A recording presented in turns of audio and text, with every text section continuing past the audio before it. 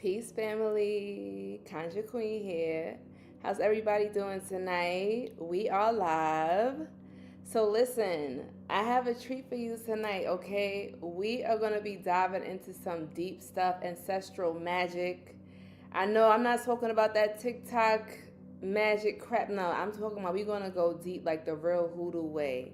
How is everybody doing? If you are ready to dive into ancestral magic and tap into your ancestors, let me get an ashe in the chat. Okay, family, I see y'all coming in. Yes. Where y'all coming from?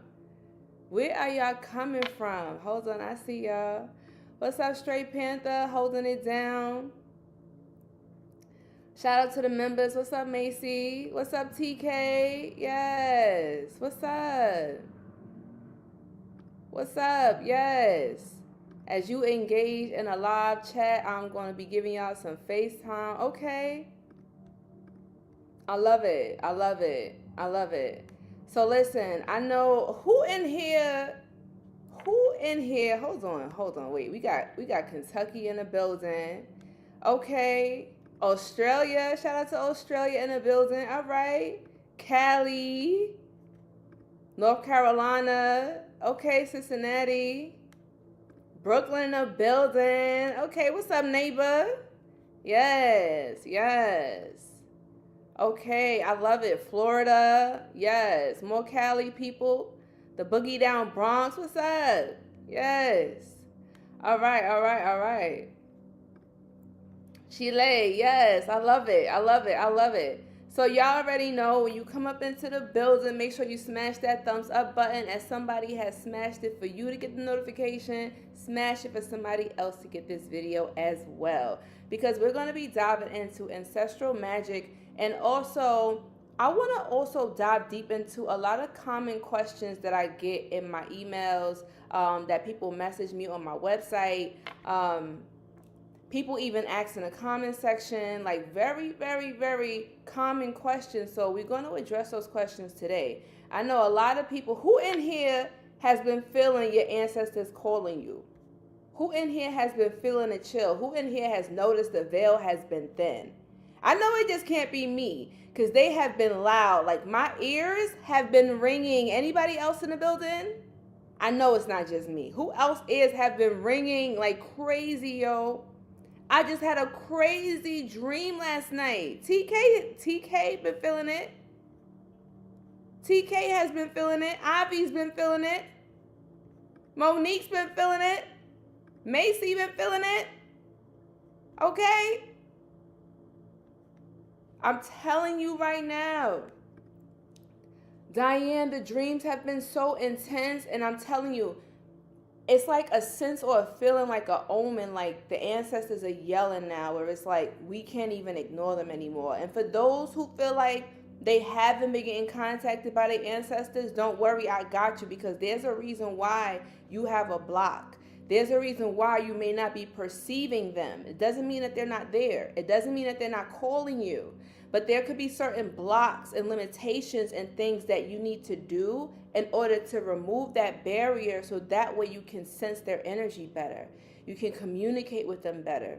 It's like having a certain receiver, and if they're static, it's hard to listen, but I want to get you a clear connection. I'm going to teach you all of that, so make sure you don't go anywhere, because we're going to dive into that. You feel me?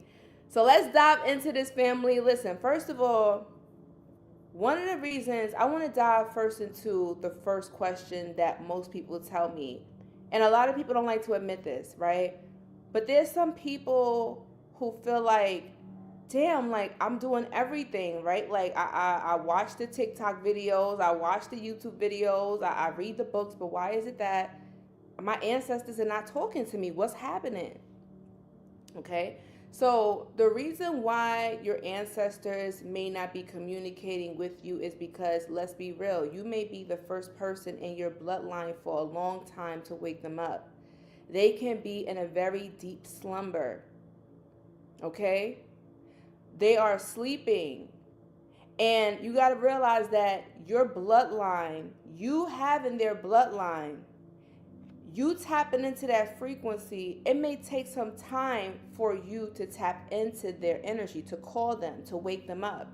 But I have some hacks and some tricks that can expedite that process. Because when I came into this platform, or when I came into my ancestral veneration understandings, when I was a newbie years ago, I was told that it could take up to 6 months for you to get in contact. And I'm like, 6 months, right? Like, we don't got that type of attention span or patience.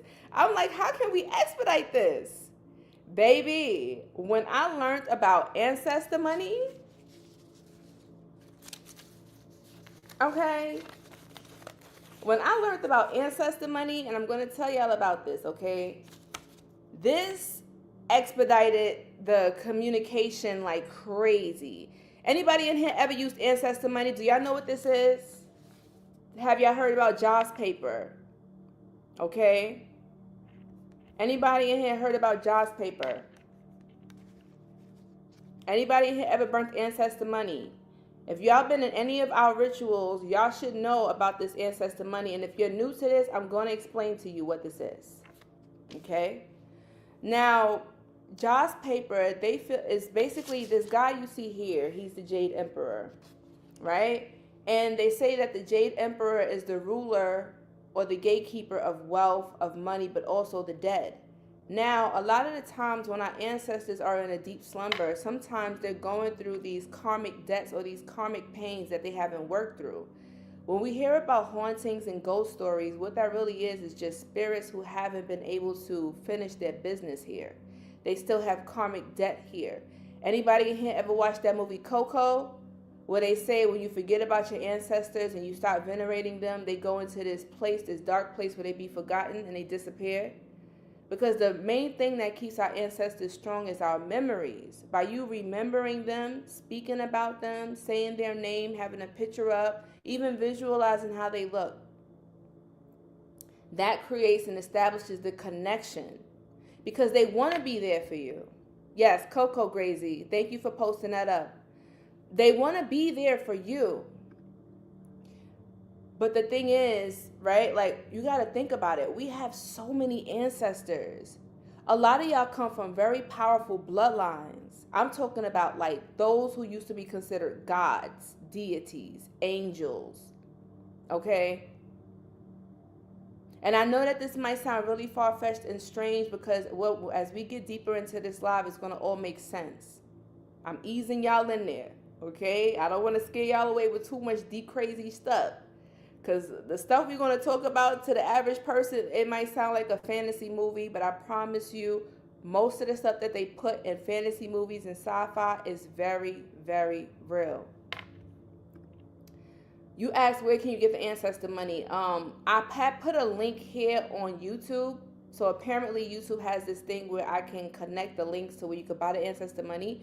And also you can get it on Amazon. I have a link there as well. But don't worry, I got you. Let's not get ahead of ourselves. I got you before you leave this live. That's why I said don't go anywhere. I'm going to address your questions because I'm sure y'all have a lot of questions about how to tap into ancestral magic. The first thing that you want to understand is that your ancestors are your first line of defense. Okay? They protect you. They're literally like your white blood cells in your body protect you from pathogens, viruses, and things of that nature. Well, your ancestors are the same thing. They warn you when there's some type of attack. They come to you and communicate with you in your dreams. Some of y'all may even smell them, get tingling sensations, the lights flickering on and off. Has anybody ever experienced anything like that? The electricity acting up, sometimes even your phone acting up, certain glitches and things of that nature. It's your ancestors trying to get your attention. But so many times we ignore these signs and we think that, oh, our ancestors are not talking to us. Oh, I can't get in communication. They are communicating with you, but you don't understand how they're communicating, right? The language of the spirit. Learning the signs that they give you, like finding a feather, certain birds coming around you. Yep. Life's been going crazy. You know why? Every time we're in this Scorpio energy, I always feel like, when we're going into the underworld, that October energy, even sometimes some people start to feel it in September, October, right? October, November, people start to feel like these these feelings of like there's something watching you. And to the average person, they may think that it's something spooky happening, right? Like even some people's ancestors can be so active. Some people's ancestors can be so active that things start moving around in their apartment and they think it's haunted. No, no, no, no. You got to realize that they're not trying to hurt you.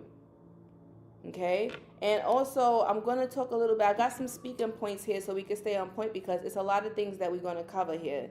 That's why I said if you don't already have your notebook or piece of paper, pen ready, have your snacks, your little wine, your spliff or whatever it helps you to digest this information because it's going to be a lot and you may even have to rewatch this again. Okay?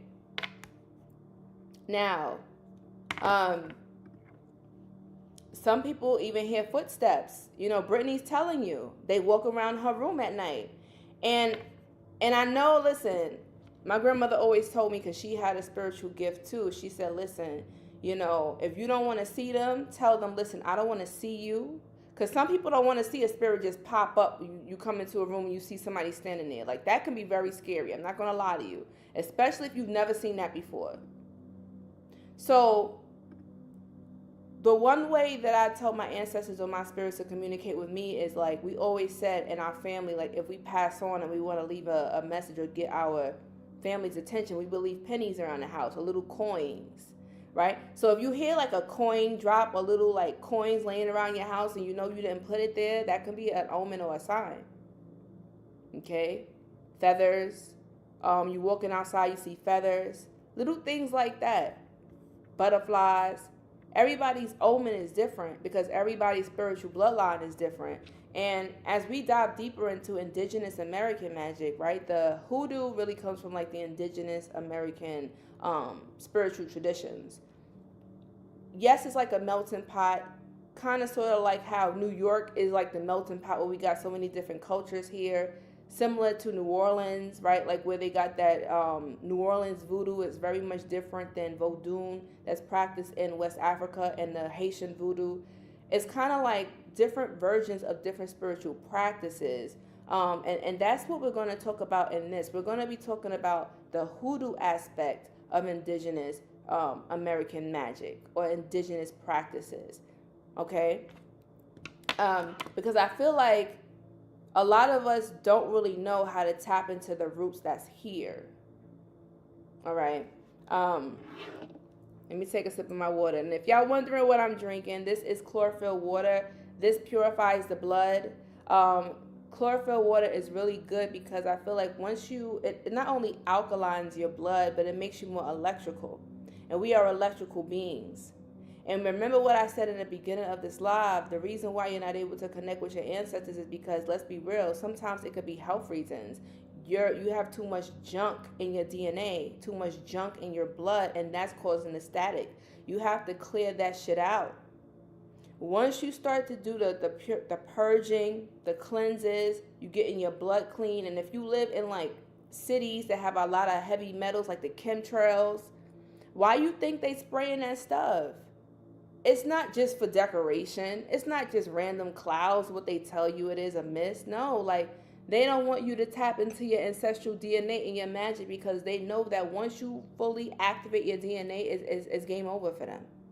It's game over. And it's already happening now. All of the solar flares hitting the planet. That's why they out here trying to block the sun. Oh yeah, we going there. We going there. We are going there. Okay? So now hear me out, right? A lot of you have the DNA of the gods. A lot of you have spiritual abilities that nobody was able to explain to you. The reason why you're able to have dreams about the future. You can predict things and they happen. Some of y'all have accidentally levitated when you were younger. May have walked through walls. May be able to pick up on people's thoughts and hear voices, right? And you have been told that you're schizophrenic or you're bipolar or you're crazy. But I'm here to let you know that you are not. You are not crazy. You are not bipolar. You have been gaslit into thinking that your gifts are a curse. We have been conditioned to think that our indigenous practices are evil.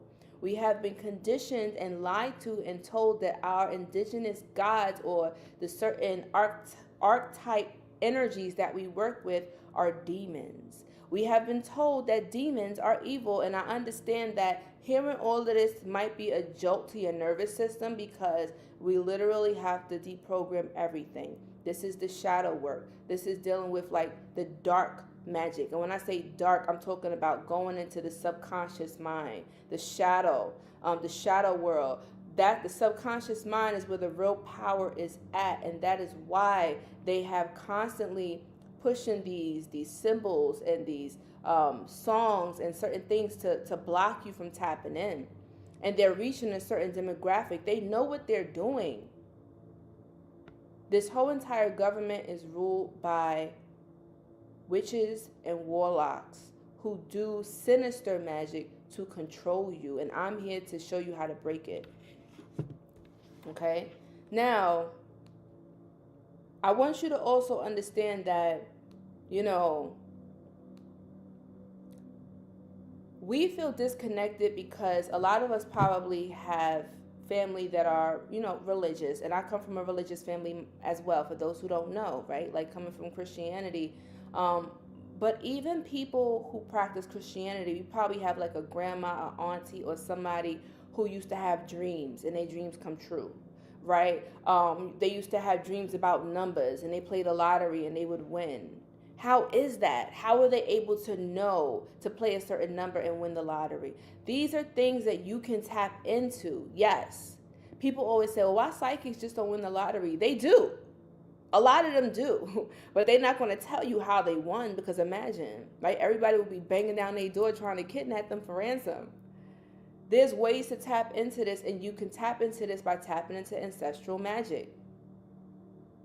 By literally purifying, not only purifying your body, but once you purify your blood, it will also clear your mind, right? Yes, you can meditate. Yes, you could do yoga. Yes, those things do help. But I'm here to tell you, right? But besides the ancestor money, there's certain things that could be blocking you, and I'm going to tell you what it is, right? Fear. Fear is the first thing that's blocking you from tapping into your ancestors. And why is that? Well, fear constricts your DNA.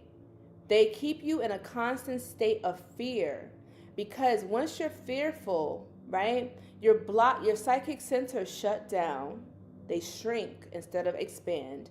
And you're in this constant mode of survival where you're not able to relax. This is why they say, well, this is what I was taught. Whenever you're about to perform a reading for someone, or you're about to, you know, do a spiritual working like root work.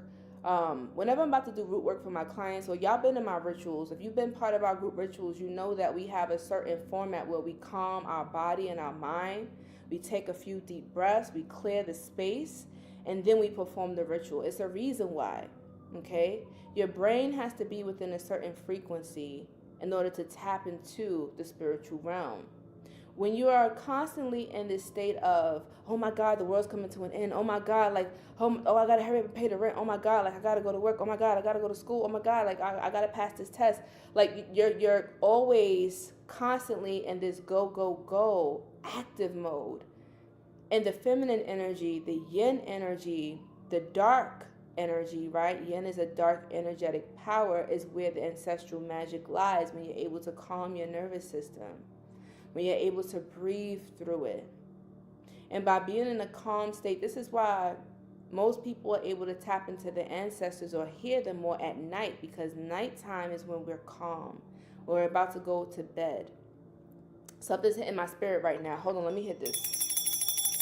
I got the bell. Let's clear that energy. Have you ever, anybody in here, and I'm looking in the chat because I know I'm not the only one. When I was little, you ever used to like doze off? Like, let's say you're doing something and you doze off and then you just hear like loud noises, like people talking or something loud suddenly, and you jolt back. Has that happened to anybody in the building? I'm looking in the chat right now, where you dozing off and you just hear somebody yelling or talking in a split moment, like a room full of people, and you just jump. Okay, Ivy said that's happened to her. T says that's happened to her. Okay, I'm going to tell you why. We getting into that. And nobody's explained to you why that happens. When I was little, I didn't understand. And I'm telling you, that is when you, yup, okay, y'all getting there. Hold on, wait a minute. It's happened to a lot of us, right? Now, the reason why this happens is, remember what I said, right? You're slipping into that in-between world between the waking world and the dream world when you nod off or you dozing off. And when you hear that loud noise, you're hearing it. That's your ancestors talking. That's them loud, because imagine like they trying to get your attention like the whole time, but your mind is distracted with TV, with work, with school, with social media, with stress and all this other stuff. And finally, in that split second when you doze off, they're like, hey, hey, hey, like they're yelling like, hey, listen, like they're trying to get your attention right there, and you don't know what's happening. So you're like, yo, what the hell? And you probably go right back to your business. Now, there's ways to control that, where you can control yourself and control your breathing, slow down the heart rate, because the heart is the gateway to tapping into the spiritual realm. That's why when you look at Egyptian magic or the Kemetic ways, you always see that they're weighing a heart on the scale. Why is the heart so significant? Well, I'm telling you right now, your heart is like a frequency and it emits certain sounds, right? It sends out a certain signal, and then it pulls in a signal as well. So if you have a heavy heart or a lot of hate in your heart, it's weighing you down, and you're not attracting high vibrational spirits. You're going to attract the spirits that's on that frequency. So you have to be very mindful of the type of ancestors and spirits that you're calling to you. That boom sound, yep. That's it. They're trying to wake you up and get your attention. I'm telling you, listen, we just getting started. That's just one of the phenomenons that happen. Hold on. Let's get to these points. Okay. Now, here's another thing that I noticed, right? Whenever people ask me a lot of times, like, Conjure Queen, how do you know, like, here's another one. Hold on, it's in my spirit. Somebody asked a question. They said, well, Conjure Queen, what if your ancestors have reincarnated, right? Like, are you still able to communicate with their spirit? And that's an excellent question. Who else has wondered that? I know I have before. And y'all know me, I go down that rabbit hole to find the answer for y'all. Excuse me. Now, yes, you can still communicate with your ancestors even though they may have reincarnated, because you got to understand that you have, okay, so in Kemetic magic, right, in the Kemetic spiritual practices, and even here in the indigenous American practices, right, because they're connected, they say that America is the original Egypt. That's a whole nother conversation. Right? Go look in the Grand Canyon, go look, and they have like hieroglyphs and all of that there that predates the ones in Egypt. Yeah. Y'all can verify this yourself. But the reason why, hold on, let me clear this out.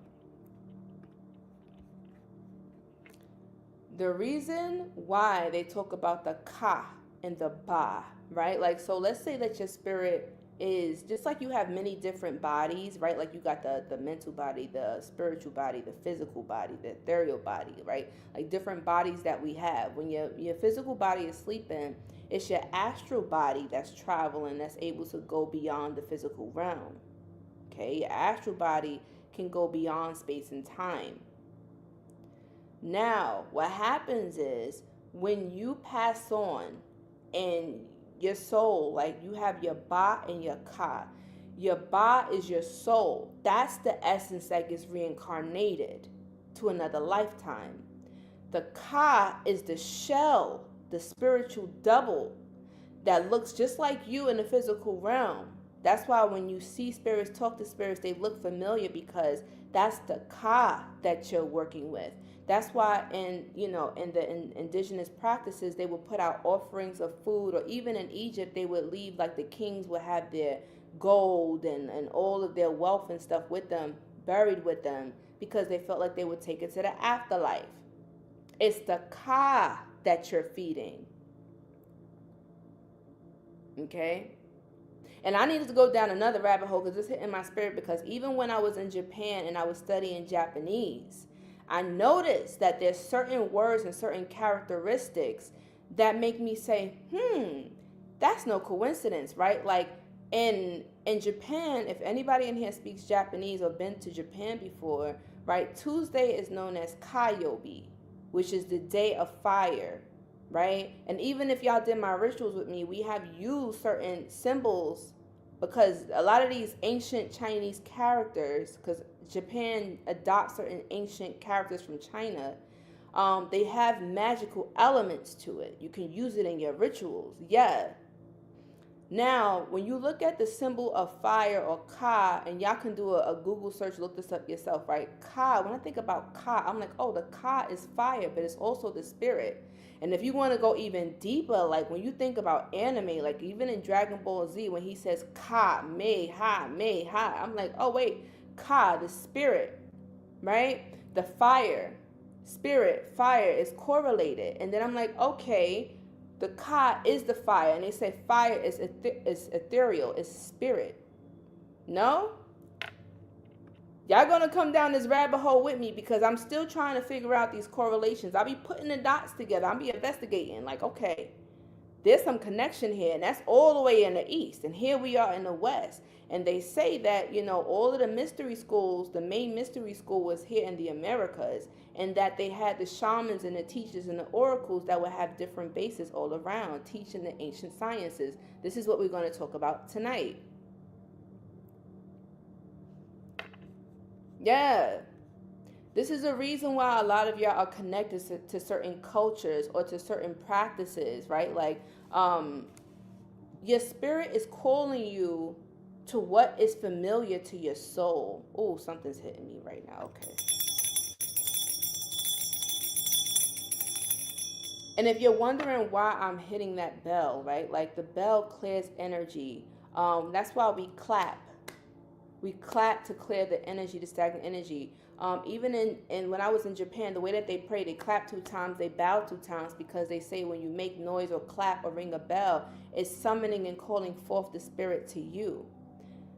Make sure, that's why when we do our group rituals, or whenever you do rituals, they always dance and play music and hit the drums, because it's calling the attention of the spiritual realm. It's way easier to work with your ancestors than to work with spirit guides. Or hear me, your ancestors can be your spirit guides. But what I mean by this is, right, when you're tapping into a certain archetype energy, right, like the Lua, the archangels, the Neteru, the Kami, these are ancient beings. And I'll be honest with you, it's not as easy for everybody to tap into them, because you have to have a certain level of ashe or chi or energy. And then you can build this up. But I'm telling you, everybody in here has the power to work with their ancestors. Everybody in here has the power to work with their ancestors. And this is why I always say, when you're starting off, you have to, it's easier to work with your ancestors than anything else, right? Now, here's another point that I want to make. Let me clear this. Somebody had just texted me and put my phone on silent. Hold up. Okay. Now,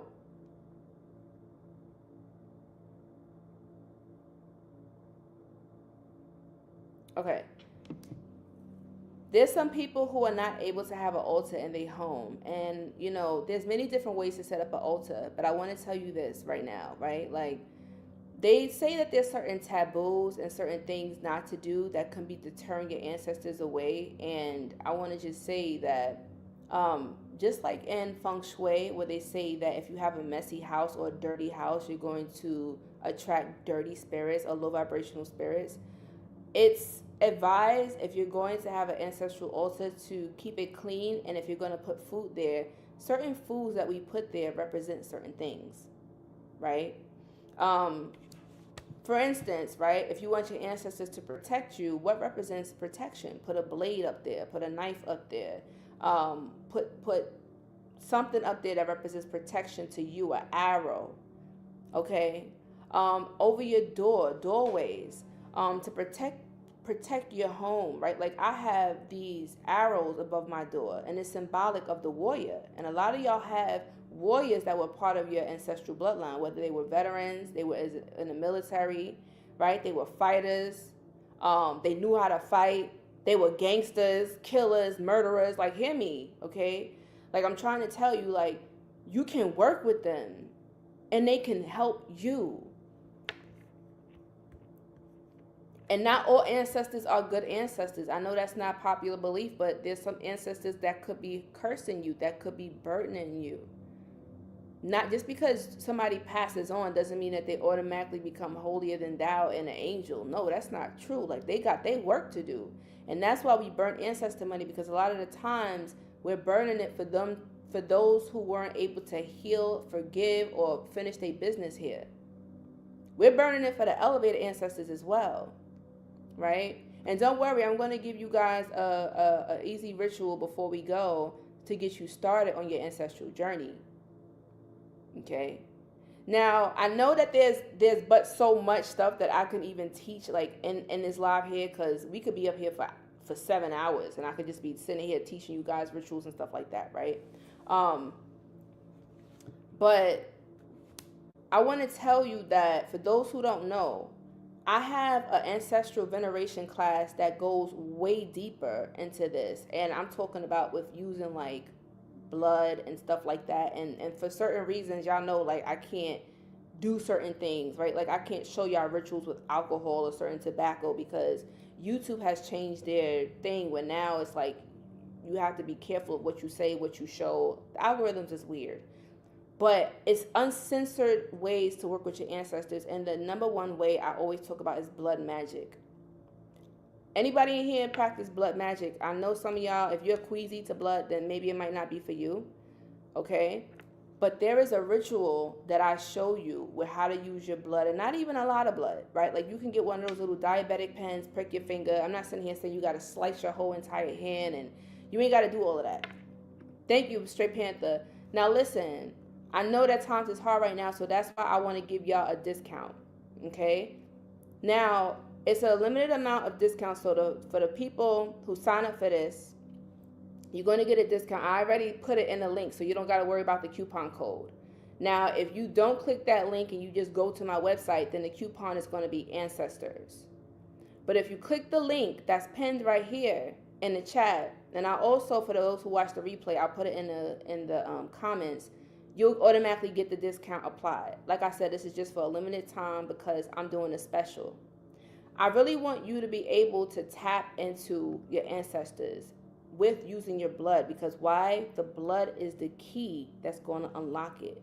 Yes, there's an easy way where you can just summon them without that, but if you really want to tap into them and get through all of that bullshit and expedite the process, your blood is the key. You got to understand that your blood is so powerful. There's someone named Henrietta Lacks. Do you know that this woman had powerful blood, a genetic anomaly, where they used her blood cells to cure cancer? Now, what if I told you that the reason why they keep asking you for your blood and draining so much of your blood when you go to the doctor, even when you was a baby, okay, is because they out here making remedies with your blood. When you, ladies, listen, when you go to the beauty supply store and you look in the back of the conditioners and stuff, if it says placenta on it, they are taking people's placentas, a woman's blood, baby's placenta, for skin, for hair. This is why you shouldn't let your placenta go. If you have a baby, you keep that. Our ancestors knew that you would keep that placenta, you would bury it by a tree to protect that baby. Even my grandmother kept my navel, your umbilical cord, when they cut it. You're not supposed to throw that away. If you cannot keep if you can't keep the placenta, you keep your baby's umbilical cord. I can't say it right, sorry y'all. Your navel cord. You keep that. And I know some people like, ew, that's disgusting. But listen, y'all got to realize that a lot of the stuff that they told us is nasty, disgusting, and taboo. Like even your menstrual blood, ladies. Oh my God. Like you can literally tap into your mother maternal line. Did you know here in the Americas, like I don't know about y'all, but like the Cherokee tribe, right? They say that your royalty is determined by your mother.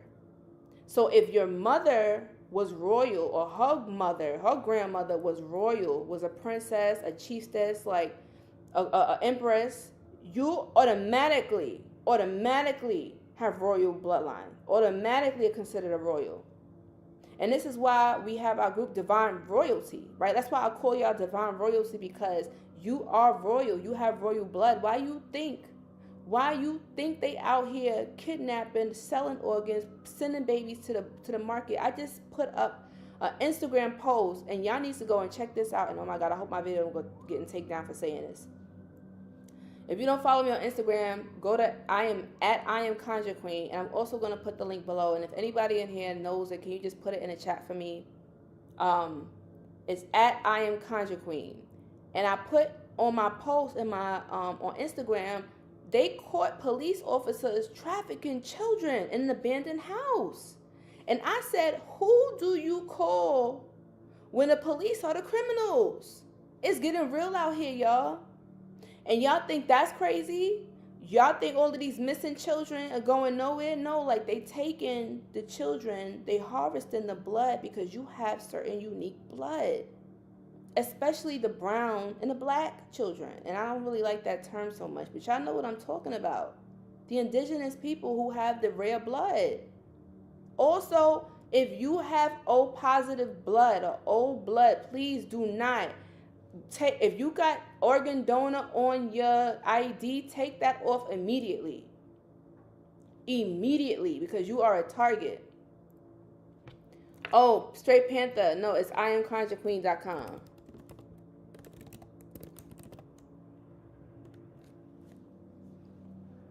Okay. I lost my train of thought.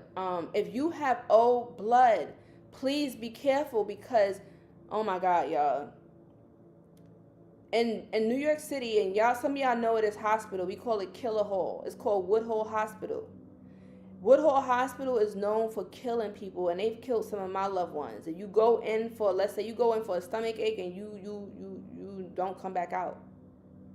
And they've been known for that. A lot of these hospitals and facilities intentionally harvest us like cattle. Y'all probably have it in y'all cities too. What's up, Mo? You know? And a lot of these topics, y'all got to understand that a lot of people don't like to talk about it on their platform, because they understand that, you can't get flagged. And they already flagged my stuff. Thank you, Straight Panther. But this is why I said the truth is coming out, right? Like, this is the year of the 9, the year of the snake, like the great reveal, the transformation, where everything is coming out. Now people are realizing that, yes, the government officials, these police officers have been harvesting children. Okay? A lot of the jabs that they give you is to shut down your DNA. And listen, I'm not telling you how to raise your children. I'm not telling you what to do with your health. I'm just saying, please just do your research before you just believe what a doctor says. And oh my God, y'all, just to let you know, I have to say this for legal purposes. I am not a doctor. I am just only speaking on research that I have done, right? This video is for information and entertainment only, right? Entertainment purposes only. I have to say that legally. Now, when I was working, and I used to work in a medical field, y'all. When I was working, and I can't say the company's name, when I was working in a medical field, I noticed that when it was flu season, they had 2 different types of flu shots. One that they gave to people who had good money or good insurance, and then the other that they gave to people who had Medicaid or didn't have insurance. Because Medicaid, or let's say like free insurance, government insurance, is like charity for doctors. They don't really get paid. This is what I was told from my friend who's a dentist. She told me this. When I was working there, I'm like, why do we have 2 different flu shots for 2 different people? And I realized in that moment that they giving poor people, or majority brown and black people, this certain flu shot that fucks them up. And then the rest are fine. Yes, I'm not making this up. Those who have worked in the health industry can probably even tell you. Nurses, they probably afraid to put it up here, but I'm telling you, they will tell you. Ask your nurse friends, people who work in urgent care or hospitals. I'm telling you, they had 2 different types of flu shots. And when I seen that, I'm like, oh hell no! What kind of shit is this?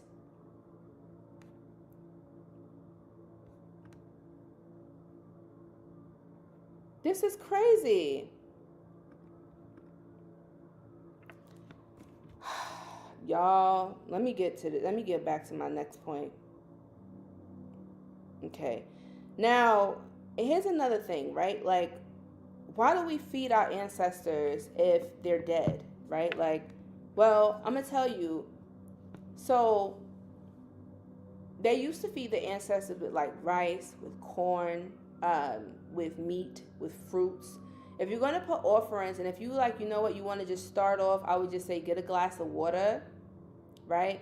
Get a glass of water and a candle and leave it out for them. They like flowers, okay? They like flowers, simple things. But I want to just say that, you know, how to make sure that you're not calling on invaders. And a lot of people don't realize this, but you just set up a random ancestral altar, and then, you know, you're feeding random spirits and you're not feeding your right ancestors, right? And I go into this deeper into the class too, but I'm going to tell you a little bit about this. The signs that you may have a trickster spirit or a lower vibrational spirit here, or ghosts, that's what I call them, ghosts. It's a stink smell, like it's a very pungent smell, like sulfur or rotten eggs or something dead, like a dead animal, a dead rat, something rotting. When you smell this, it's symbolic of you smelling the spirit's energy, right? You waking up with bruises, with scratches, because what's happening is that you're feeding them the wrong ancestors or the wrong spirits, and as you feed the spirit, it gets stronger. It materializes more. So this is why I always say, like, make sure that you cleanse and purify your space, right? I like to burn out my space with like dragon's blood, or get some pine. Burn your space with pine. Sage is okay, but sage doesn't really do the job like it needs to, especially if you have like a lot of heavy energy. The more spiritually powerful you are, the more bigger guns you need. And I'm talking about spiritually. Some of y'all ancestors don't even play about y'all. Let me talk about that for a minute. I know I'm getting to the point, but I'm flowing as spirit is hitting me. Some of y'all ancestors are so powerful that when people mess with you, they will fuck them up. And I'm not talking about a little tap hit there. No, I'm talking about like really F them up, like almost near death. And I'm trying to tell you, and I'm gonna tell you why. I'm going to tell you why. Yup, yo Mars, the reason why they F you up is because you got to realize that when you get angry, you release a certain hormone in your blood. Remember, I keep talking about blood for a reason. Okay? When you release certain energy, when you angry and you directing that anger at a person, and even though you may not speak harm on them, you may not wish it on them, it's just like this person is messing with you. And you got to be careful, because you're telling your ancestors telepathically, this is the source that's causing me stress. This is the source that's causing me pain.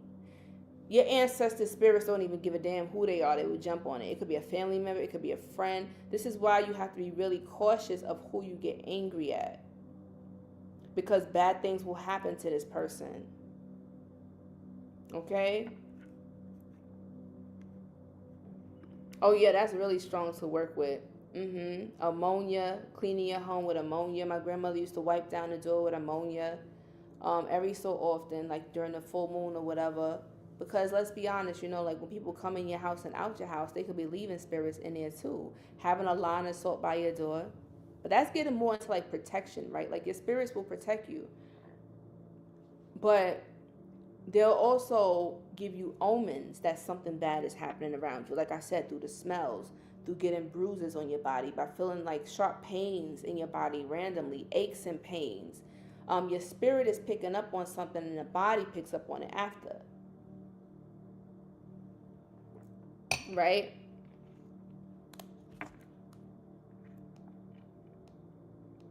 Okay. Also, when you keep your altar clean, because a lot of the times if you have a dirty altar, you're going to attract dirty spirits or low vibrational spirits. Burning your ancestors help to activate them. Okay, you could do rituals with it. And also stop begging, right? Like we're a lot of the times, a lot of religions, they teach us that we have to get on our knees and beg for whatever we asking for. And what I'm learning now is like, we don't beg, we don't ask, like you have to command. You have to command what you want.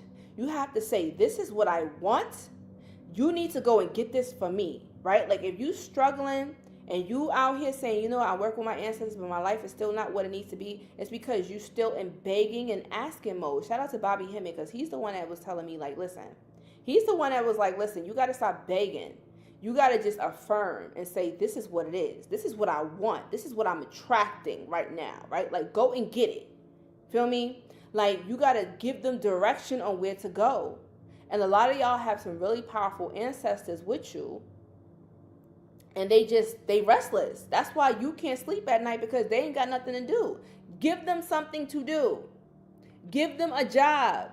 There you go. Who said that? As told by Kendra said it. She gives her ancestors a job. That's the difference between people who get results and people who don't. When you still begging and pleading and asking, no, you need to, no, tell them what to do. Tell them what to do. And another thing that's hitting my spirit, don't let anybody touch your altar. And you shouldn't be posting up pictures of your altar either. Because let's say, for instance, right? I've noticed a lot of people do this. And listen, you're free to do what you want. But I wouldn't advise you post pictures or have people touch your altar. Let's say somebody comes to your house and they don't know what's going on. And they just be like, oh, candy. And they just pick up the candy off your altar. If they genuinely don't know, like sometimes children do that, like they get a pass, but you got to let them know, like, listen, don't do that ever again, right? Like, that's my altar. We don't touch that. That's just for me. Granted. But if somebody intentionally goes on your altar and start messing with things, they can mess up the juju or the feng shui there, the magic there, because now they contaminated it. Same thing with your crystals, right? You can put your ancestors in your crystals, same way that they can cremate a body and turn it into a diamond. You can call forth your ancestral spirit in your gemstones that you wear, your jewelry, whatever. Metal holds spiritual energy the most. Those who study alchemy and magic, you know the power of metals, right? Whenever they do ceremonial magic, higher magic, they call it, they use certain elements and they summon the spirit and they call it into a vessel. You can use your crystal. Yeah. You can use your crystal as a vessel for the spirit to come into. And then you're wearing that crystal symbolically, always having that ancestor with you. Right? So when they touch your altar, if somebody, like if you take a picture and you put it online, if somebody don't like you, if somebody take a picture, you take a picture, ancestor altar online, and somebody don't like you, and they be like, oh, this is their altar? This is how they getting their money? This bitch thinks she better than me? Oh, I'm about to show her right now. I'm about to go give this to my auntie, and we're going to fuck her up. Her and her ancestors. There's some people out there like that. And I know y'all probably like, well, I don't got no enemies. You think you don't. You think you don't. There's somebody out there watching you, counting your bread, clocking your paper. I'm telling you right now. So you have to make sure that you're protecting your altar. That is sacred. Right? That's why a lot of the times, like, people will put them like in a cabinet or hide them from prying eyes. Yep, a slide closet. People put it in the closet. Yep. And I don't know if it's popping up on the YouTube, but I had connected some altar, like some candles, some altar tables and stuff like that. Probably like after the live is over, it'll probably pop up. I don't know if y'all see it from this end. Like I said, I'm trying some new things. Hold on, let me pause this. Okay. Oh. Give me 1 minute. Give me 1 second. Just 1 second. Okay.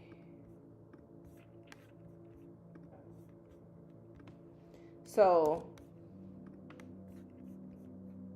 this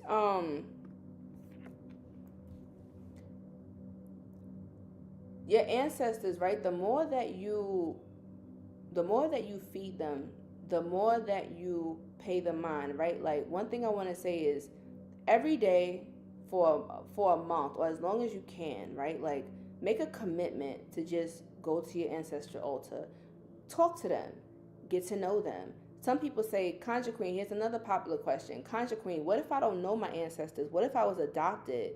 That's another question that I get, right? Like I was adopted, I don't know my line. That's even better because when you don't know your line, like your ancestors, you can tap into them and say, show me who my family is, bring them to me. And they'll start to probably like push people, like maybe a relative, a long lost relative may pop up in your Facebook suggestions, friend suggestions. You might run into somebody that might be a relative and you may not even know it. They may come to you in a dream, okay? Your ancestors are communicating with you all the time. You just have to learn how to tap into that frequency. Going into your ancestor altar every day, and you don't even have to say a lot, right? Like when I started, I used to go to my ancestor altar, and I just started off with like, you know, a simple snack table, a white candle, glass of water, and I would just pray to them. And whatever ancestors that you do know, right? If you do have any names, write them down on a piece of paper and call their name. Call their name 3 times. Okay? Here's a ritual. Here's one of the rituals I will give you, right? Get a white candle, preferably white. Get a glass of water. You can start off with that. If you can get some flowers, get some carnations. Carnations is known to be connected to the dead. They feed the dead. Now, and side note, if you're a guy, never give a woman carnations if you've given her a bouquet of flowers, because it's insulting. This is how I was taught, right? Carnations is known to be for the dead. So if you've given her the carnations with the roses, or instead of giving her roses, you give her carnations, it's kind of like you killing a relationship. A lot of men don't know that. So I'm just letting you know, never give a woman carnations, because it's death to the relationship. Anyway, who in here knew that? Anybody ever was taught that? My family from the South, so that's what I was taught. Told, you know, if a man gives you carnations, like that's not a good omen. And also they're cheap, you know, so that's what I was told. But anyway, you could go on an ancestral altar, have your white candle, have your glass of water, and write down their names, the ones that you do know. If you don't know anybody's names, that's fine. You can just start off with saying, hey, to my ancestors of high vibration who mean me well, known and unknown, I ask that you make yourself known to me, right? So you could just be sitting there meditating and a name might pop in your head, right? And you write that name down and you start off with that name. Or if you do have one ancestor that you know, you ask that one ancestor to introduce you to the rest of them. That's what I did, right? Like when my grandma passed on, like me and her was like this. So if you was tight with whoever it is that you call in, they are going to work for you even more, because you already built a relationship with them on the material realm, in the living world, right? Then they're going to start to introduce you to other ancestors, and that's how you build up your spiritual team.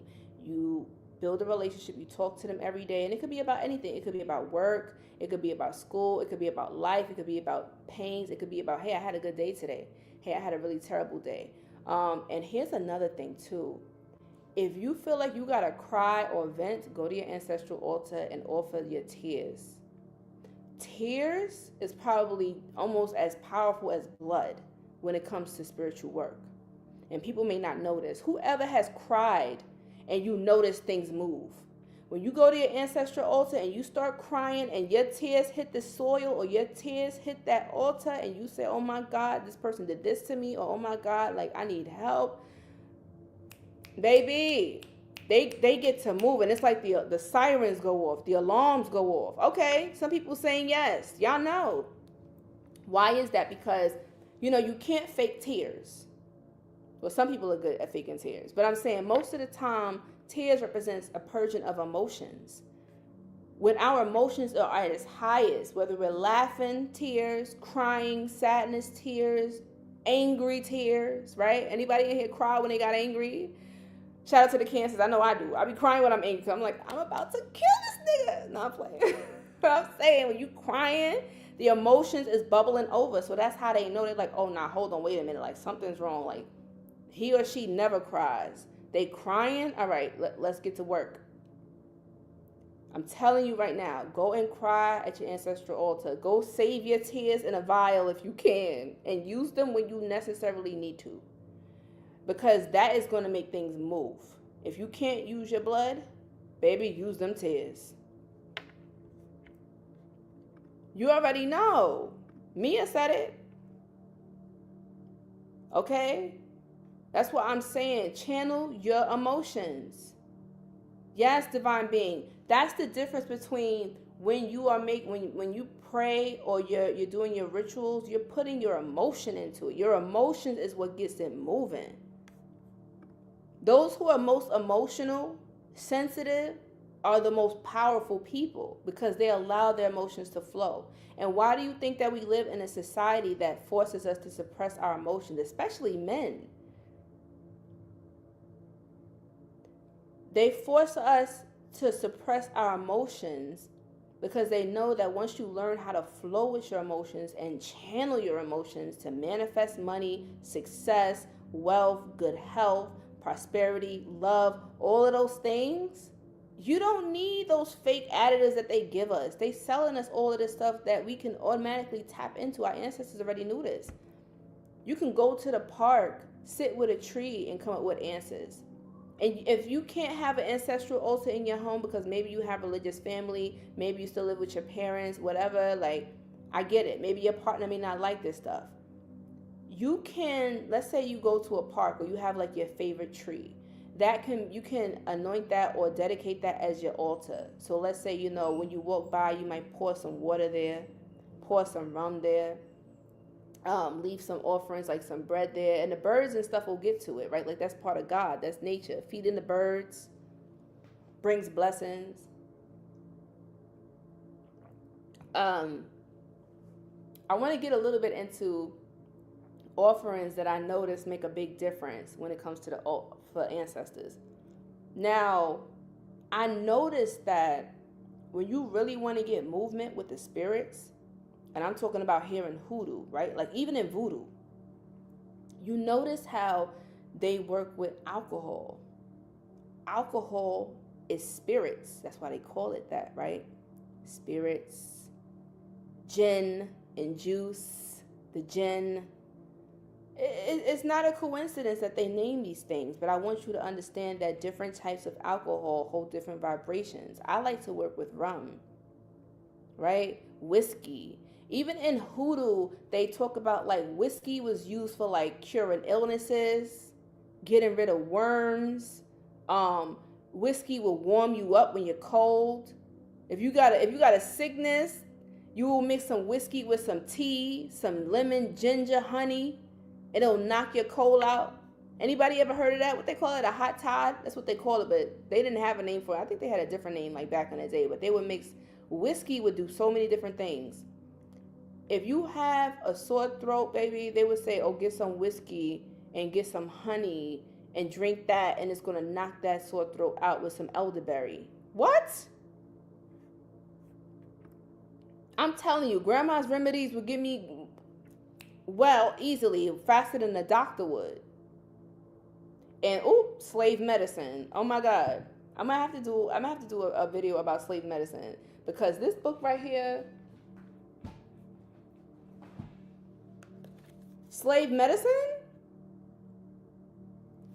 Yo, that book right there, it's ancient remedies that our grandmamas taught, and this is dealing with like indigenous American magic, hoodoo medicine, herbal remedies, even like things like they would put an axe underneath the bed in order to cut a cold, right? Scissors above the bed in order to cut the hag from bothering a baby. And I got a video talking about this, y'all. I got videos, free videos on YouTube that talk about like hoodoo tips to protect your babies, hoodoo tips to fight off evil spirits, spiritual baths for success, prosperity, protection, cleansing, breaking hexes, jinxes. Okay? And here's another thing too. Sometimes somebody way down in the line could have put a hex or a curse on a family member before you was born and caused a generational curse. And you may wonder why, since you was younger, you always had bad luck. Maybe people in your family all had bad luck. Maybe they all got sick from the same thing. And you just notice a pattern. Somebody could have put a generational curse on you. Generational curses are real. And they'll continue down the bloodline because somebody could have cursed the bloodline. And it'll continue to keep going down until somebody breaks it. Remember, a lot of us are generational curse breakers. So you come to break that generational curse that was put on that bloodline. You have a sacred blood. When you start tapping into your ancestral magic and you start healing your body, like I said, like literally cleansing your physical blood, your chi, doing movement with your body, right? Moving our body, dancing allows the blood to flow better. When we have blood illnesses or blockages in our body, we can feel it, right? Our emotions, when we suppress our emotions, they go inward, they create blocks. This causes cancer. This causes all different types of ailments that Western medicine has put labels on. Even when it comes to mental health, a lot of us have been told that, you know, schizophrenia, bipolar, borderline personality disorder, ADHD, autism, all of these things, they put labels on it to make you feel like there's something wrong with you. But the truth is, you might be lacking a certain mineral. There's certain practices that you can do, certain rituals that can help you work with these gifts instead of against it. Imagine if somebody, you know, a child that was schizophrenic, instead of people saying, oh, you're crazy and you're seeing things, and a shaman just came and said, oh, I want to train you how to use this gift you have. Nothing's wrong with you. This is not a curse. This is a gift. Let me show you the way. And guide this child and nurture them so that way they're not afraid of hearing voices and seeing things, but now they've mastered the science on how to work with that. Baby, I'm telling you. Oh yeah, the Dragon Magic class is on my website too, y'all. IamConjureQueen.com. So yes, I put the link to the ancestor veneration. So that one is hours long and it's a downloadable video. So once you download it, it's yours to keep. You'll always have it. You can go back and watch it. It has rituals for you, step-by-step things, teaching you about, you know, what are ancestors, signs of bad ancestors, how to banish a spirit if it's not serving you. Because I had to banish some ancestors. I'm not going to hold you. And some of y'all might be like, why would you banish an ancestor? Because some of them will get in your way. And some ancestors, let's be real, like they probably was like rapists or molesters or like into incest. So some of them may try to like do sexual things to you when you're sleeping. I know that sounds crazy to some people, but it's real. And I got to tell y'all, like, this is why, right, I say it. It's certain things I can't say publicly here, but there's certain ways, even using your blood, certain rituals you can do that I have only in that class that you can utilize so that you can put up a wall. You can discern who your ancestors are, and even ways where you can open up your eye to see them, right? Maybe not physically see them, but you'll be able to see the omens, smell them, feel the signs of the ancestors that's around you. Oh, thank you, Gracie. I'm glad that the Dragon Magic class, and listen, y'all, if you haven't worked with your ancestors, don't jump to Dragon Magic, okay? Dragon Magic can be a bit advanced, and dragons are powerful.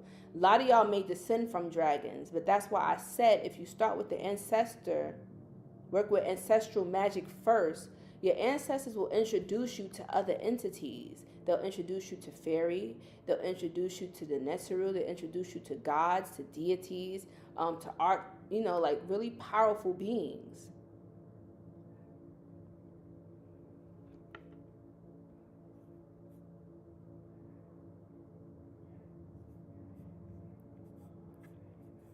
I'm telling you right now, you all have the ability to tap into your ancestors. And once you do, the ancestors are active right now because I'm hearing that they want their justice. They want their revenge. And what do I mean by that? Well, you got to understand that those who are running the world right now, they're the ones who took it from those where life used to be much more peaceful. Yes, they had tribal wars. Yes, I'm not going to sit here and say everything was all kumbaya because yes, there was still drama then. But this was a lot later on in history. Okay? But prior to that, right, like we had advanced technology. We had the technology where you could just lay on a bed and the crystals can detect what's wrong with your body and you would be healed through sound therapy.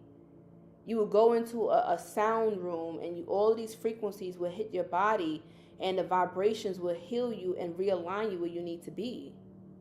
The same with certain aromas and essential oils. That's why they burnt incense and oils and had certain smells around them. Aromatherapy, right? Reiki practitioners will tell you, right? Like they had the gift to just channel their energy into you and heal you. Burning this ancestor money, and like I said, I have this in my Amazon link. I'm not selling it. I'm just simply showing you the vendor that I get my ancestor money from. Because some of them I don't use. Like they have different ones. Like they got this one. This one I use when I'm in a pinch, but I really prefer this one because when you burn this, the Jade Emperor comes through. If you burn ancestor money and you notice a green flame, has anybody ever had a green flame? Hold on, let me see. If you ever burnt ancestor money and you see a green flame, that is a good omen. That means that the spirit is present. Macy saw it. Not a lot of people get it the first try. If you get it the first try, that means that you're already active. Your ancestors are already active. So be patient, okay? If you don't get the green flame, don't get discouraged because a lot of people, some people don't get it. But once they get that green or blue flame, I'm telling you right now, shit's going to pop off.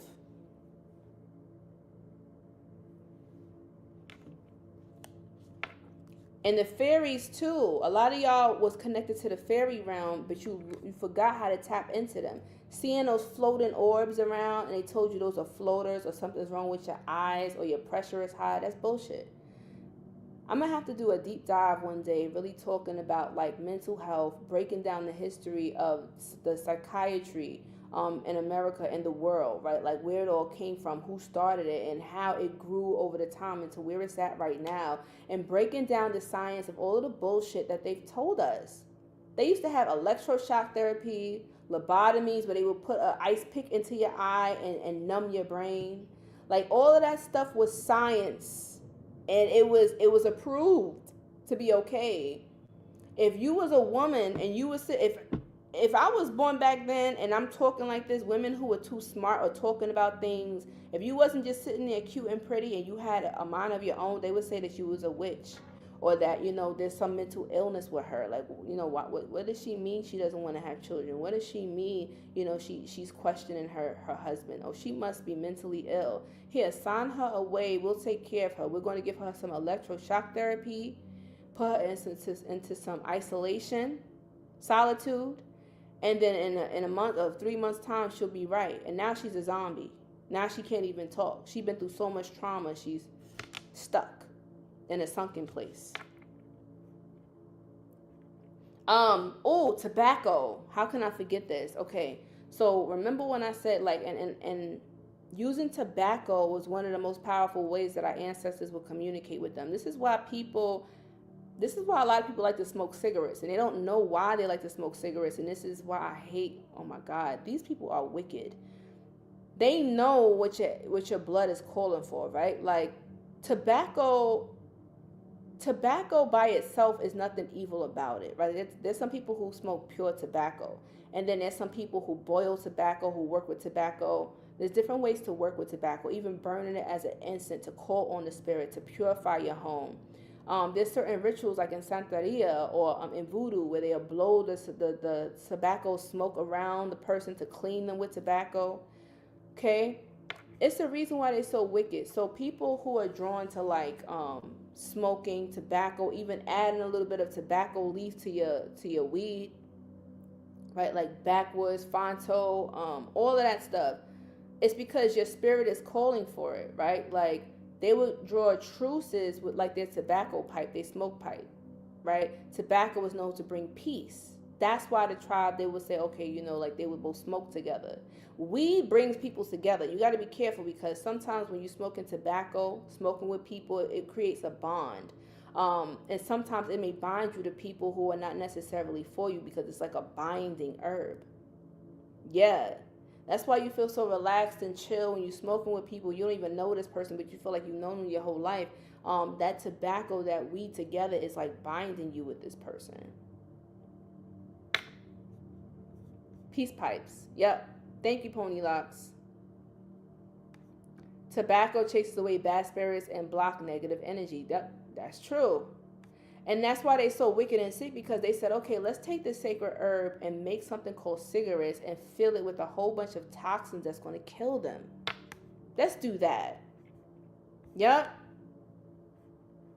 Yes, the conscious cat. Exactly. That is exactly why they do that. That's exactly why they do that to the tobacco. Because they know that before, tobacco was pure, right? Just like weed once was pure. And what they do, they legalize weed. And then they start putting all of these chemicals and making fake weed and stuff to control you. They're doing it again with each generation. They just switch it up. Right? They start adding things, extra nicotine, to make you addicted to not the tobacco, but to the chemicals. Now the younger kids, is they saying, no, we don't want to smell like tobacco, so now they putting it into vapes. Little kids is vaping that's like 10, 11 years old. I'm like, what the hell you doing with that vape? Baby, I'm telling you. So here's the homework that you have. Here's a simple ritual that I want to give you, right? You're going to get a candle, a white candle, preferably a white candle to start with. And it doesn't matter what type of candle, you just need a light, because fire, that fire energy draws spirits to the flame. You're going to first clear your space. So if you can get some like dragon's blood, burn some pine, Palo Santo's really good. Okay, sage is okay, but like I said, it really depends, because if you have like a lot of heavy energy in your home, you might need something stronger. That's the only reason why I don't really like to recommend sage so much, because we can use sage to neutralize the energy. It's a neutralizer, but Palo Santo gets rid of that bad energy. It's a wood. Wood is stronger than leaf, right? The root is strong. The wood is like, it goes in that sequence, right? Root, wood, or stem, and then the leaf or the fruit.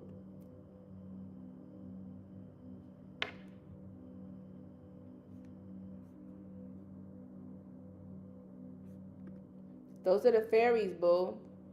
That's why I'm recommending you, if you haven't worked with your ancestors, or even if you do work with them, right? Some of y'all are only working with like maybe like 10, 20% of your magic. And you don't even know it yet. You think you're powerful now? I guarantee you, go down that rabbit hole with me. Go down that rabbit hole. Do that blood ritual that I have in the ancestor veneration class. Click that link, because once I said, right now I'm doing a special, but it's not going to be going for long. So click that link, download the class, and make sure that you do the ritual, right? Because you can sit there and think about it, but honestly, I feel like it's about action. When ancestors see that you're putting in effort to learn them, to study them, like you're sitting down and talking to them, and also, you know, you're building a relationship with them, you're strengthening your chi, your blood, you become more powerful because your ancestors are you. They're inside of you. They're living vicariously through you. They want you to succeed. They want you to do things that they weren't able to do, right? And it's not about begging and asking. Once again, it's about telling them what you want. What do you want? Why do you want to work with them? These are questions you need to sit down and ask yourself. Why is it important that I work with my ancestors? Why do I want to activate them? What do I want to get out of this? Because yes, you're burning the ancestor monies to help them, but you also are doing it for you as well. Burn the ancestor money for 7 days straight, and on the 7th day, you're going to notice something miraculous is going to happen.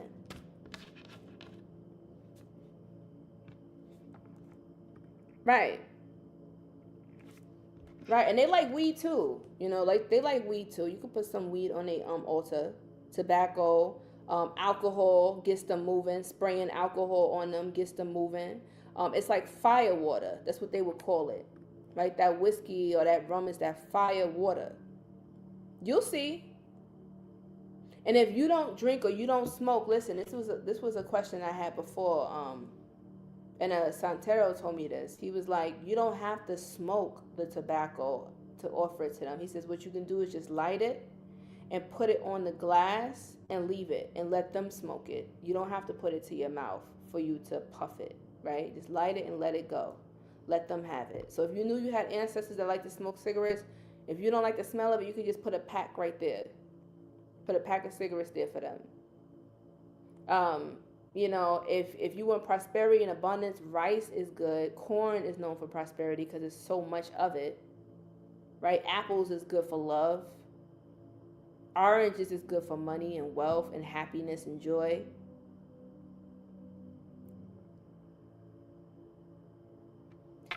Yes, and yes, you could burn next to their picture. And also I want to say, if you can get their pictures, even better, right? Even better. It's kind of like when you're doing rituals. This is why, like, if you ever been a client of mine, if you come to me and you want me to do a ritual for you, a lot of the times all I ask for is just like a picture and like your full name. Because your picture is like a link to you. It's like a snapshot. So the spirit knows like who to work with, who is it that they're working on, and things of that nature. If it's for another person, you would have to give me that person's picture. So when you put your ancestors' pictures up, it's like a calling card. It's kind of bringing them in. Like they know exactly who you're calling instead of some random people. But if you don't know your ancestors, if you don't have them, like I already said earlier, if you missed it, you have to watch this live again. You can call them or say ancestors known and unknown who mean me well.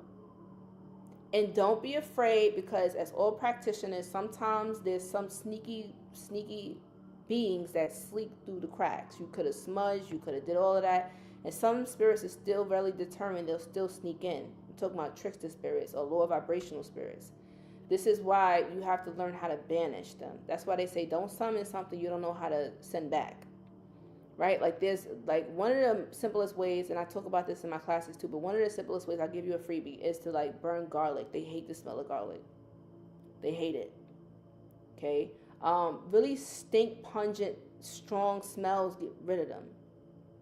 That's why ammonia is so strong, but it gets rid of them.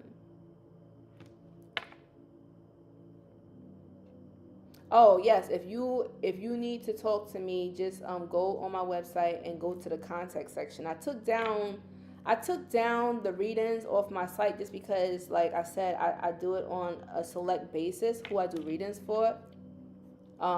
But just hit me up, contact me, and then I'll respond to you. And I'm still responding to people. If I haven't responded to your email yet, I'm getting to it. Ruta is very good. Yes, it's strong. But some people can't use that because they're pregnant. Burning mugwort is really good for summoning them. Wormwort is powerful for summoning fairies and the dead. But I don't recommend beginners burn that. Don't burn that. Beginners, no. First, watch the ancestor veneration video that you download in the link that I put, and I'm gonna put it in the comments. Do that first. Wormwood is a little bit advanced because it's, let's just say it I don't know how to put this. Just be careful how you use wormwood when you burn it as an incense. Wormwood is also made with absinthe. like that, the green fairy drink.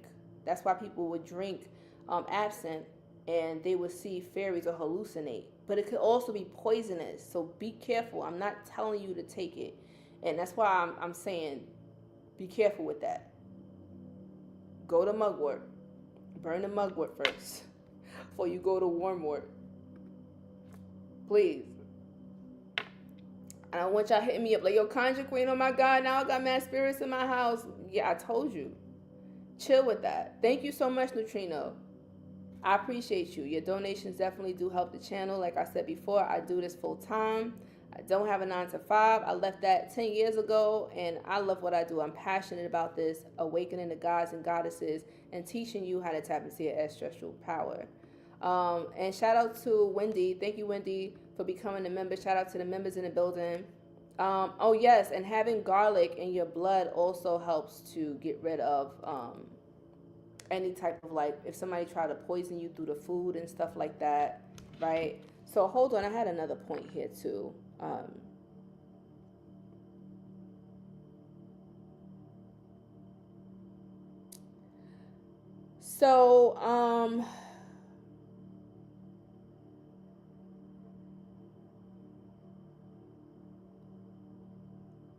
A beginner's mistake that people often make when it comes to ancestor veneration is they mix all of the deities and everybody's energy together, right? Like, I wouldn't recommend, and I don't like telling people what to do because I don't like people telling me what to do in my spiritual practice, but from my experience, I've noticed that it can get very chaotic if you're mixing your ancestral altar with like your deities.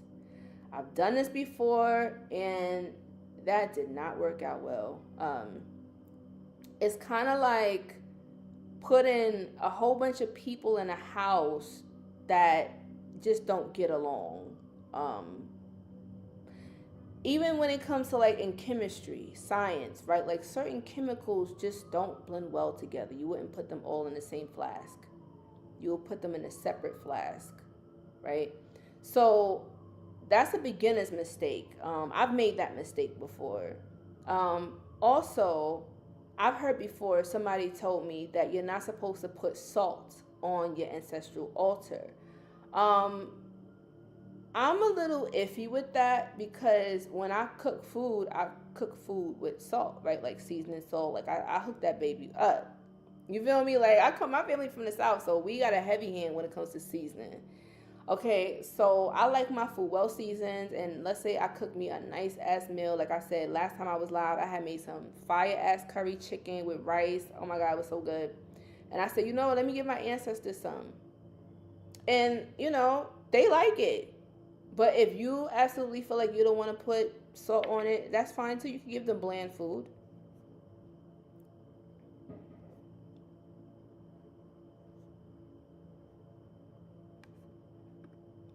Florida water is good too. How about spraying also with Florida water? Yes, Florida water is good. This is Florida water, y'all. A lot of spiritualists use it. It's kind of like holy water, like the Catholic Church or Christian churches use. Florida water is like our holy water, in a way. But I honestly like bay rum better. Like a lot of the Jamaicans use that. Like when I was studying Obia, when I went to Jamaica, like I kind of like the bay rum. It's a little stronger. It hits stronger. But if you want something light and refreshing, Florida water is good.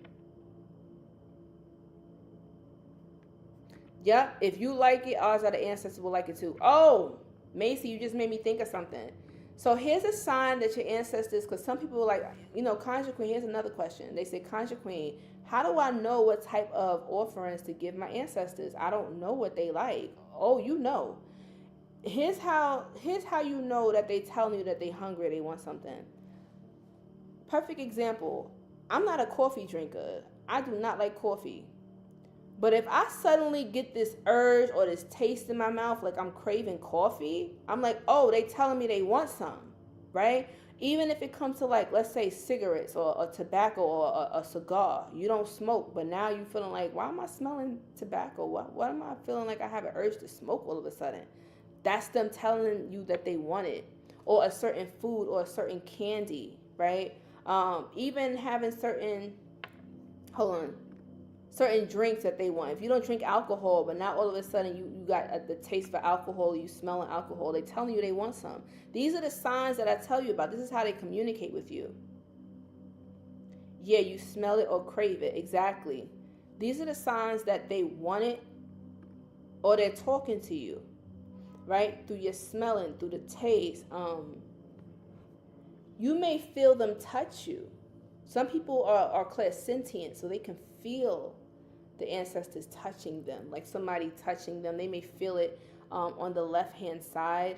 I was taught that the left-hand side is like the spirits of like the dead, the deceased, and the right is like gods and deities. But everybody's different, right? Like I said, spirits communicate differently to everybody. So just be aware of that.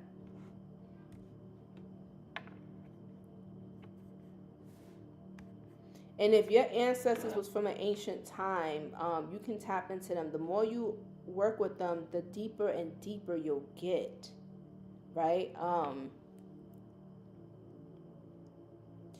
Saying certain incantations, like the certain psalms from the Bible, can also help to activate certain meridians within your body, right? Like our body is made up of mostly water, and the ancestors are in the water, right? The blood, the life force. Water is a conduit of energy and spirit. So that's why you see me always drinking water. It's very important that you stay hydrated when you're doing spiritual work, because it can be dehydrating to you. Okay, taking your spiritual baths, actually soaking in the bath if you have a tub. If you don't have a tub, then you can just pour it over you. And I'm going to give you guys a bath that you can take that will help purify your energy, right? Like, here's my signature bath that I like to give to people. You get some rosemary, some coconut oil, some lavender oil, and some rose water, or you can put roses in there. Make it into a bath, like the tincture. You'll make it into a tea, and then you'll bathe in it. Hey, Spinks. Here he come. Bathe it. It was 9 o'clock. That's why. You'll bathe it into a tea, and then you'll bathe in that, right? You'll sit in it. There you go. Hi, Booby. You want to say hi to the people? You getting cranky? Sit down. So anyway, that's Spinks. That's my baby.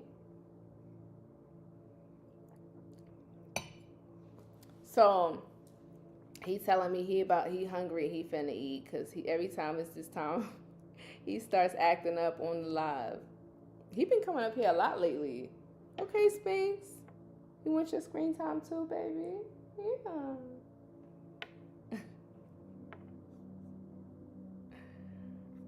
I know, he be talking. So your ancestors will introduce you to deities and gods, and not only that, but your ancestors will also teach you magic. Like my ancestors taught me about like different forms of divination, right? Like throwing bones, scrying. They'll come to you and they'll teach you things that nobody else can teach you. And this is why I want you to learn how to tap into that energy. Whether you want to learn how to do divination, whether you want to know how to lucid dream, how to astral project, how to tell the future, how to get numbers in your dreams so you can play the lottery and win. Like all of this shit is real. I'm telling you, this science is ours. And I want to teach you. And that's why I said, right, like when you start working with the blood magic, that shit opens up a whole nother doorway for you. And Hecate's night is coming up, y'all. It's coming up this Sunday on the 16th. And I was thinking about doing something. I don't know if I'm going to do a ritual or not. I'm thinking about it. So if you're not already subscribed if you haven't put your email in my email list on my website, because I do send out emails to people when we having rituals. Because people be mad when they miss it. And they be like, oh, how I didn't know. I'm like, why you not subscribed to my email list, right? It's a free email list. And I send out the email, the ritual information if we having a spontaneous ritual. So that way you'll be in the know. if we are going to do a ritual. But it's Hecate's day. She's the goddess of the crossroads, just like Papa Legba, Ilegwa. And she's the dark feminine goddess, and she can open up the path to you to remove obstacles, open the path of success, good health, prosperity, love, enlightenment, truth, right? Your psychic spiritual gifts.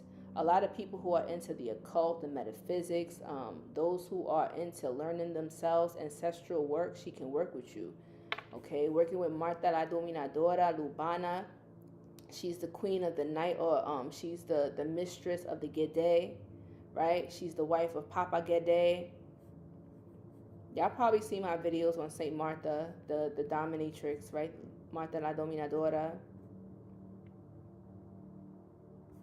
I do work for people individually, but like I said, it's on a case-by-case basis. Just email me, message me. I don't use the conjurequeen@gmail email anymore. I use the info@iamconjurequeen.com. But like I said, go on my website, iamconjurequeen.com, and go to the contact section. Write me and let me know what it is that you're looking for, and I'll get to you as soon as I can. But just be patient, because I get a lot of emails, y'all. And if you don't hear from me in a while, resend the email, because sometimes it may go to my spam. I found some people's emails in the spam. So if I got to you, like, let's say weeks later, you're like, damn, Country, what took you so long? I'm like, damn, it was in the spam. My bad, you know. But yes, I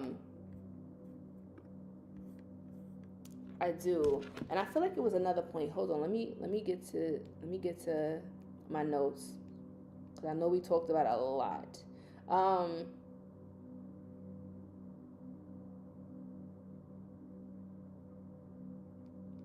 So first of all, any questions, right? Do y'all have any particular questions? I feel like I addressed a lot of the common questions that I get, like the frequently asked questions when it comes to ancestors, when it comes to like working with them, getting them to manifest. Now I'm going to give y'all some time to ask me some questions. Oh, and thank you. Okay, thank you, Kiana, for the donation. I just got it in my Cash App. I appreciate you. Thank you, Deanna. Oh, and thank you, Cynthia, too. Oh, I didn't even notice I had my phone on silent. Sorry, y'all.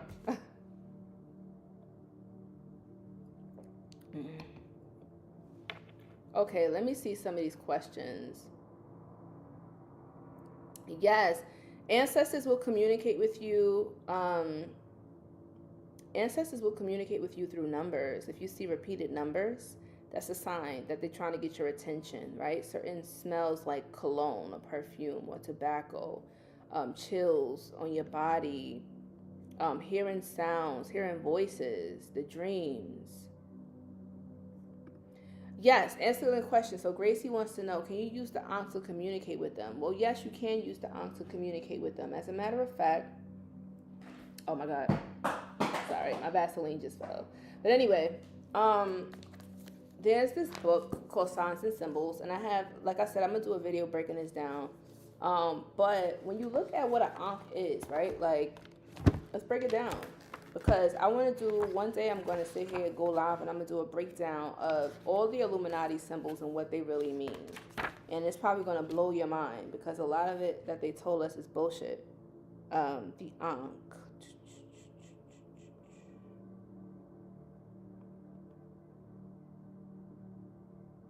The Ankh represents life.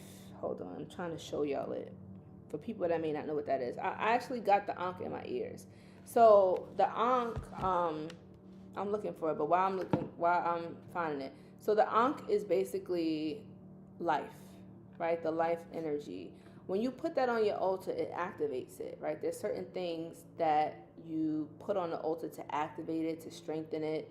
And things you want to keep off the altar is like, you know, if things are starting to mold, go bad, please don't put that on the altar, right? Like if you have the coffee there, like some people say how long to leave it there. It really depends on what it is that you put in there, right? There's some fruits and stuff that could last long. So let's say you put in like some oranges there, you could probably leave it there for like a few days and then take it off, right?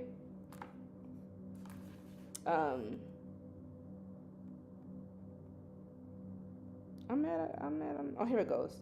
Oh, they got 3 different pages on this? Oh my God. 195.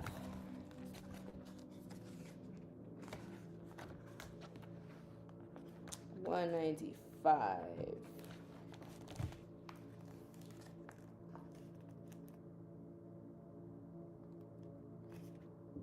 Okay. Okay, the Ankh on page 195, if you have this book, the Egyptian amulets. The Ankh was associated with the sun and it symbolized eternal life, often made from gold or copper. It was commonly placed in tombs of the deceased to symbolize the breath needed for the afterlife. So, excellent question. Grazy?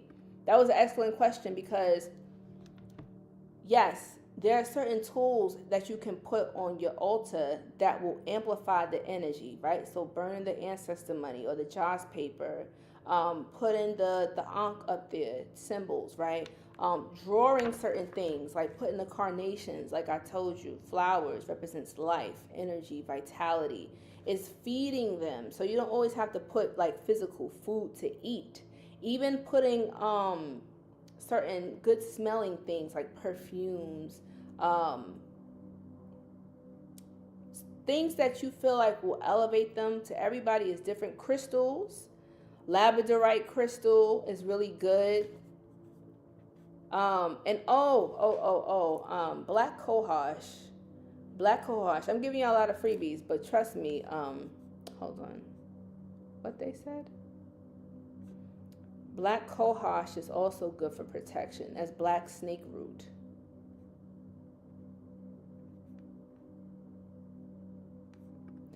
Okay, what's up, Stu? Thank you for your testimonial. I did the one with you last year. She came through fast and exposed some things around me. The Hecate ritual, right? Yo, shout out to everybody who was part of the rituals that we do, because, yo, when we do the rituals in a group, we get fast results. And shout out to everybody who did our last ritual with Saint Expedite for the fast luck ritual. People have been commenting under the video for Saint Expedite and giving their testimonials. Don't forget to give your public shout out to him and his pound cake if he comes through for you, because he will, and he comes through fast. If you get your ancestors' picture on an altar, will it prevent trickster spirits? Not necessarily, Mia. Trickster spirits can still sneak in. That's why I said there's certain ways to banish them and certain ways to detect the trickster spirits. I gave a few here in the live. I'm not sure if you came a little late, Mia. You may have to rewatch it again. But I went into that a little bit earlier on in the live about trickster spirits, how to detect them. And I also go even deeper in the ancestral veneration class. I linked that, I pinned that in the chat. And I'm going to also post it again in the comment section and pin it. Yes, seeing numbers all day will show you signs of the spirits are around you, right? It doesn't matter what number. They'll talk to you in symbols that will only make sense to you. Coincidences. Let's say you was thinking about an idea, and then next thing you know, you in a grocery store and somebody just starts having a conversation with you about that idea that you had. That's not a coincidence. That's your ancestors sending that person to you. They will send people to you if you tell them, like, listen, I need help, or this is what I want, right? Like, remember, command it. You commanding what you want. You telling them this is what you want. So it is the Ka of the ancestors that are receiving the energies. Yes, exactly. So it's the Ka. It's the spiritual double that is feeding. When we see ghosts and we see shadow people, or we see entities in the corner of our eyes, or spirits, that's the Ka. The Ba is already gone left somewhere.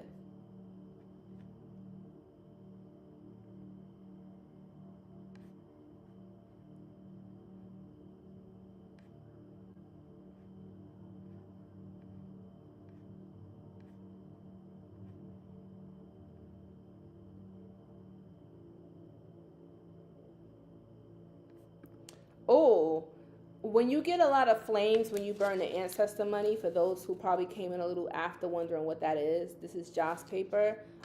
They also have the joss paper that has the gold and the silver on it. That's the traditional one, right? You can burn those too. That's also in the Amazon link.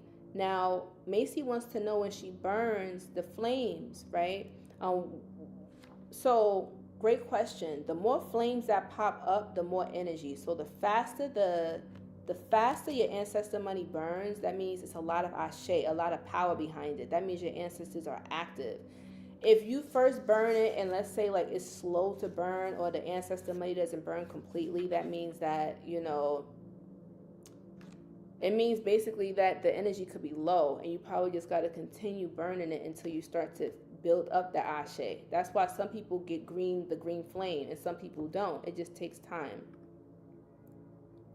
Thank you, Ashley, for being here. I appreciate you.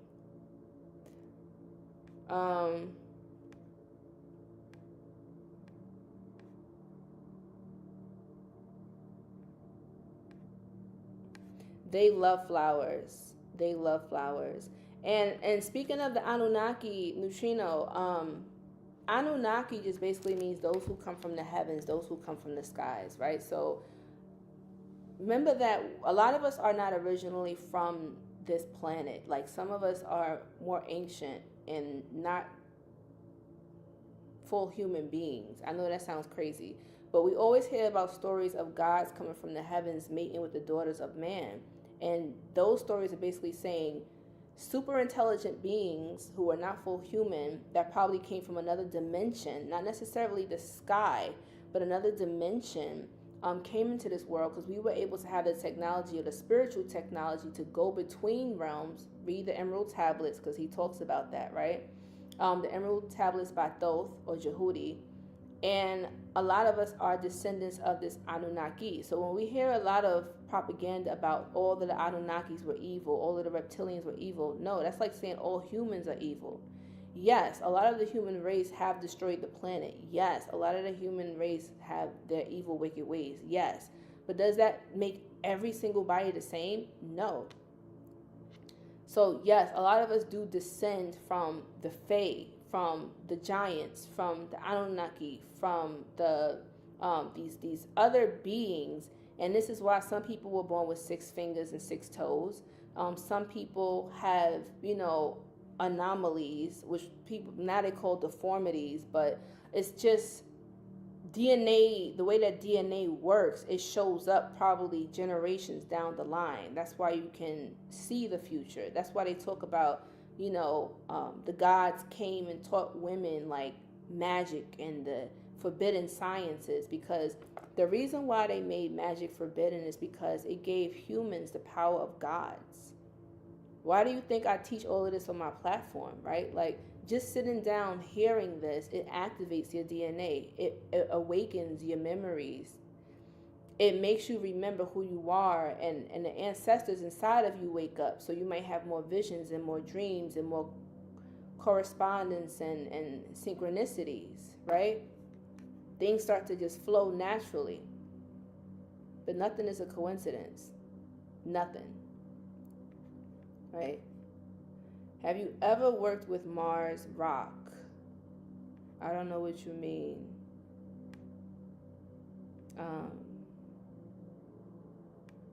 Selenite is cool. Oh, I love putting pyramids on my altar. Excellent question. Yes, you can. That's a smart question. Yes.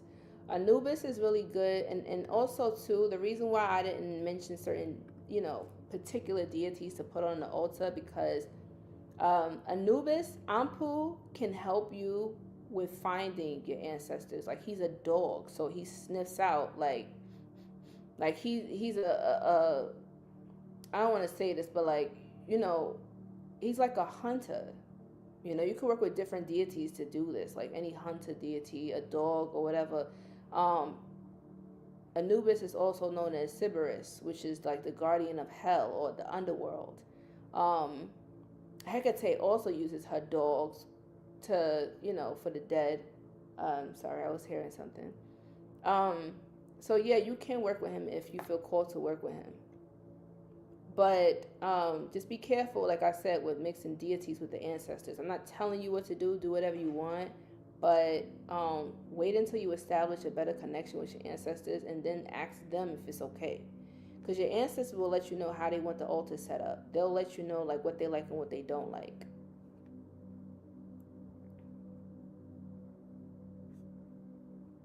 Well, I feel like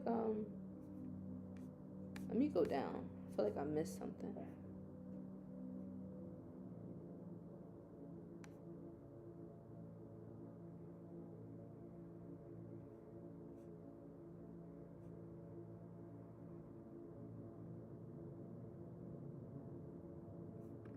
How do you feel about mixing forms of African spiritual practices? My mother is an Ifa priest, but I know that I'm being called to root work. So Wendy, great question. I consider myself a eclectic or a melting pot practitioner, right? Like I practice Omyodo, which is Japanese voodoo. I practice Haitian voodoo. I practice hoodoo here, right? Like the it really depends. Like you can mix whatever it is that you want to mix, what feels called to you. Because your ancestors probably did dabble in hoodoo, right? You probably got some ancestors here. You probably got some ancestors in West Africa. You probably got ancestors all over the place, right? Like not all of us came from Africa. Some of us, our ancestors are rooted here. Some may be in Europe, some might be in Asia, some might be wherever it may be, right? Like that's why you have to tap in and find out, family, where you feel connected at. That's why certain deities work better for other people than others. You know what I'm saying? Like I noticed like the Loa, the Haitian voodoo spirits, like they work really well for me. You feel me? Like super well. Nature spirits, fae spirits, 9 times out of 10, if your family are here, like from the South, like North Carolina, South Carolina, Gullah Geechee, even on the West Coast, right? Like if they born here in the Americas, I noticed like you might be more drawn to like nature spirits, those who love nature, plants, crystals, just walking outside by the river, by the waters, in the park. Like you may be connected to the fae, okay?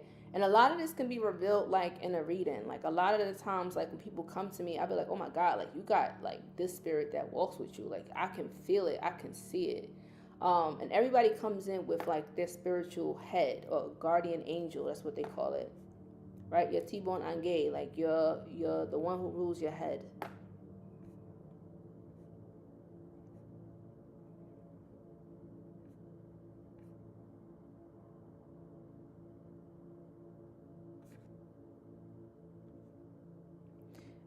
And some people do have extraterrestrial DNA, right? Like I said, not from this realm, not from this world, not from this dimension. That's why some of y'all can time jump, see the future. Some of y'all have deja vu a lot because you have traveled through time and you've seen it already. You may not remember when you did it, but that's why the deja vu is happening. Some of y'all are able to jump through dimensions, right? Some of y'all are able to do things that normal humans cannot. That's why I talk about here on my YouTube, right? Like a lot of that is, my platform is created to help those who feel like they have a higher purpose, who have supernatural things happening to them that they don't understand. A lot of the things that I went through as a child, like I had nobody to explain it to me. And as I just got older and I studied and I got connected to my ancestors, that's when the answers started to come to me, right? So go check out my older videos. Because a lot of this stuff I've been talking about for years. Like I've been on YouTube for 10 years, y'all. So y'all can go and check out 10 years worth of content.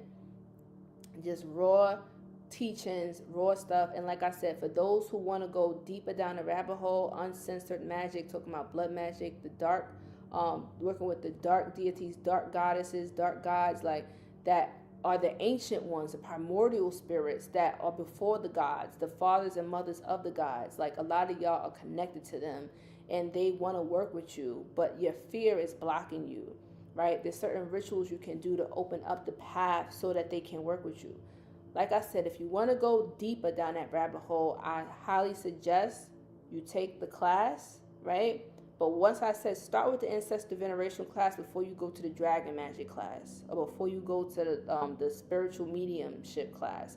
There's levels to it, right? So baby steps, take your time. If you feel like you're advanced enough to take the other ones, then do so. But once I said check out my videos, get a feel for my energy first, right? Like I'm not just sitting here trying to sell to you. I really want you to grow and learn. I have over 500 and something free videos giving you content here on YouTube. binge watch those, check those out, save that to your watch later, get your pen and paper handy, and make sure that you practice the rituals that I give you, right? Get the books that I recommend to you.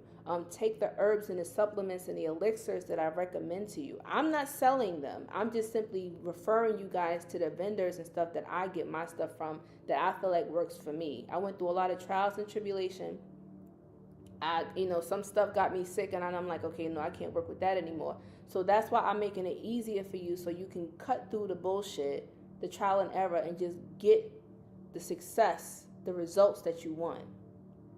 You feel me? I made a lot of mistakes in the spiritual path. I summoned things that I probably wasn't supposed to summon, but that was part of my learning experience, so I could talk about it and teach y'all, like, okay, don't do this. Like, okay, don't put these two things together, because that's going to be a whammy. Okay? And just be careful with certain medications, like psych medications, because they do throw off your brain chemistry, and they can alter your ability to tap in.